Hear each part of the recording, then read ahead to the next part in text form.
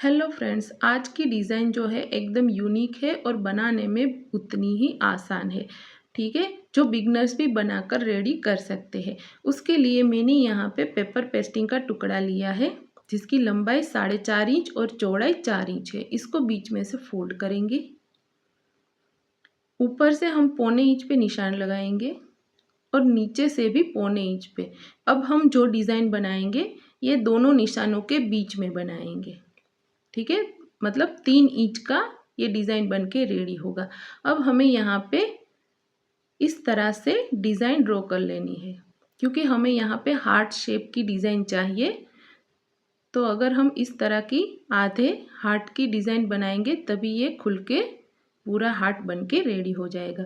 तो इसलिए मैंने ये देखिए यहाँ पे इस तरह से डिज़ाइन बना ली है। बाहर की तरफ भी थोड़ा थोड़ा पेपर पेस्टिंग छोड़ते हुए निशान लगाकर वहाँ पे कटिंग कर लेंगे।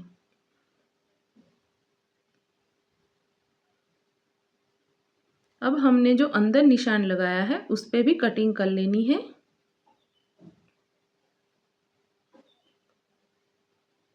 ये कटिंग होने के बाद ये देखिए हार्ट शेप हमारा बनके रेडी हो चुका है। अब हमें यहाँ पे इसको एक्स्ट्रा फैब्रिक पे चिपका देना है और बाहर की तरफ हमने थोड़ा थोड़ा छोड़ना है और वहाँ पे कट्स लगा देने हैं।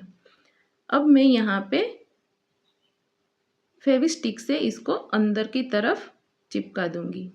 अगर आप चाहे तो यहाँ पे सिलाई भी लगा सकते हैं। इस तरह से कपड़े को अंदर की तरफ फोल्ड करके ऊपर सिलाई लगा देना, लेकिन मैंने यहाँ पे इसको चिपका दिया है।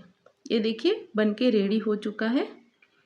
अभी हमें यहाँ पे मोहरी ले लेनी है और उसके सेंटर में हमें एक निशान लगा लेना है और 1 इंच छोड़ते हुए हमें इस डिज़ाइन को यहाँ पे रखना है। ठीक है, और यहाँ पे बिल्कुल पेपर पेस्टिंग के साइड में हमें सिलाई लगाते जाना है।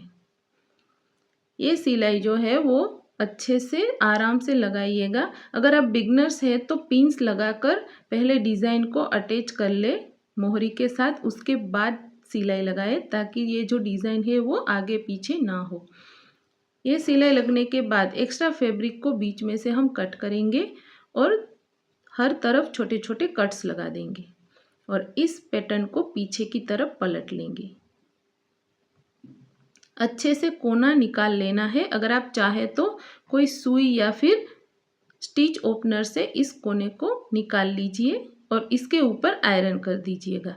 अब मैंने एक और पट्टी ली है जिसकी चौड़ाई 3.5 इंच है और ये जो लंबाई है ना उसकी वो मोहरी से 3-4 इंच ज़्यादा है। पीछे मैंने पेपर पेस्टिंग लगा दिया है। इसको बीच में से फोल्ड करेंगे और यहाँ पे पिनटक्स डाल लेंगे। ये मैंने 1.25 इंच की दूरी पर पिनटक्स डाले हैं। अगर आप चाहे तो 1-1 इंच की दूरी पर भी पिनटक्स डाल सकते हैं। अगर आप बिगनर्स हैं तो फिर यहाँ पे आप चौक से निशान कर लीजिएगा ताकि सारे पिनटक्स एक ही साइज़ के बनके रेडी हो। मैंने यहाँ पे ऐसे ही पिनटक्स डाल लिए हैं। ठीक है, अब हमें यहाँ पे एक लेस ले लेनी है। लेस को किनारी पे अंदर की तरफ रखते हुए लगाना है। आप यहाँ पे अपने मनपसंद की कोई भी लेस ले सकते हैं।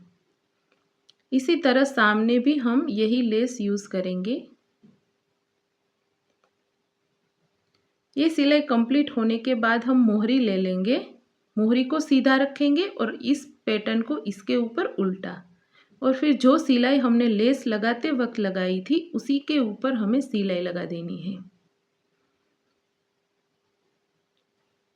अब पैटर्न को सीधा करेंगे और ऊपर एक टॉप स्टिच लगा लेंगे।